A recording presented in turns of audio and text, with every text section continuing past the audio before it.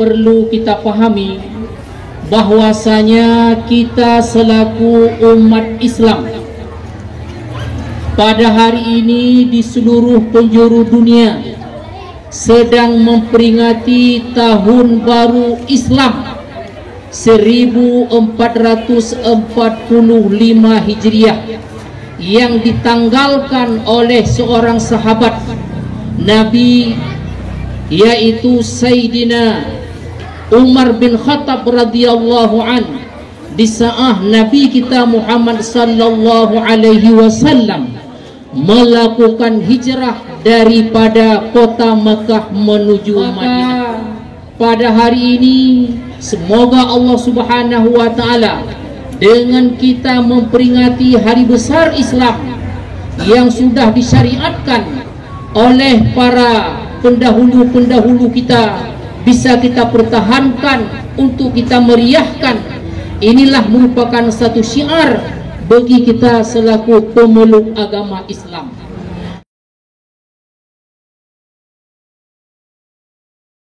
Dan yang kedua, perlu kami sampaikan bahwasanya seiring dengan perjalanan waktu, silih berganti pergantian tahun, yang dulunya kita punya umur 50, akan tetapi bertepatan dengan terbenamnya matahari kemarin, berarti umur kita sudah bertambah menjadi 51 tahun. Maka oleh karena demikian, kita dalam berkehidupan punya dua alam, alam dunia dan alam akhirat. Alam dunia adalah merupakan program jangka panjang. Alam akhirat adalah merupakan perjalanan hidup program jangka panjang. Sedangkan dunia adalah program kehidupan kita berjangka panjang pendek. Kita sering berdoa kepada Allah, Rabbana atina fid dunya hasanah wa fil akhirati hasanah wa qina adzabannar. Ya Allah, berilah kebahagiaan hasanah kepada kami di dunia, dan berilah hasanah kepada kami di akhirat, dan jauhkanlah kami daripada azab kubur. Seiring dengan perjalanan waktu dalam rangka kita memperingati tahun baru Islam 1445 Hijriah, maka kita semua di dalam berkehidupan bisa melakukan gerakan-gerakan perubahan yang mungkin saja kita sebelumnya kurang beribadat kepada Allah. Dan sebentar lagi program jangka panjang kita semakin hari semakin dekat dengan kubur. Maka persiapkanlah perbekalan kita untuk kita persembahkan ke hadapan Allah Subhanahu wa taala. Dan juga perlu kami sampaikan dan kami tekankan kepada anak-anak kami yang sudah berhadir. Mungkin saja yang ada di atas pentas ini, kami sudah tua, kami akan semakin dekat ke kubur secara adat, secara kebiasaan. Kami akan pergi untuk selama-lamanya meninggalkan alam dunia ini.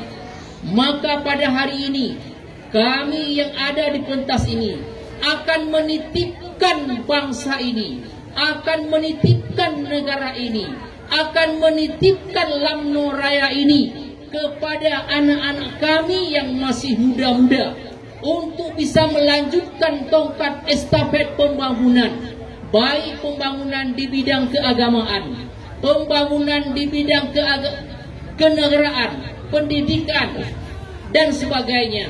Maka oleh karena demikian, marilah anak-anak kami untuk mempersiapkan diri, belajar lebih giat lagi, baik belajar itu di bidang agama ataupun pendidikan umum. Tidak ada kata kemajuan, tidak mungkin kita bangun Lamno ini kalau tidak dibarengi dengan ilmu pengetahuan. Kalau orang-orang tua kita sekarang sudah berhasil dalam bidang pendidikan, ada yang doktor, ada yang profesor, tapi sepeninggal kami nanti berangkat menuju alam akhirat dapat dipertahankan dan bisa untuk lebih meningkatkan prestasi-prestasi demi untuk kemajuan UMNO Raya. Ketahuikanlah, UMNO kita bukan tidak baik-baik saja, tapi penuh dengan kemunduran. Tapi kemunduran ini kami harapkan bisa dibangkitkan, bisa dimajukan oleh anak-anak kami yang berhadir pada hari ini. Mungkin yang ini dapat disampaikan. Semoga Allah Subhanahu wa Ta'ala akan memberi kekuatan kepada kita, lahir dan batin, untuk bisa kita membangun UMNO Raya ini. Assalamualaikum warahmatullahi wabarakatuh.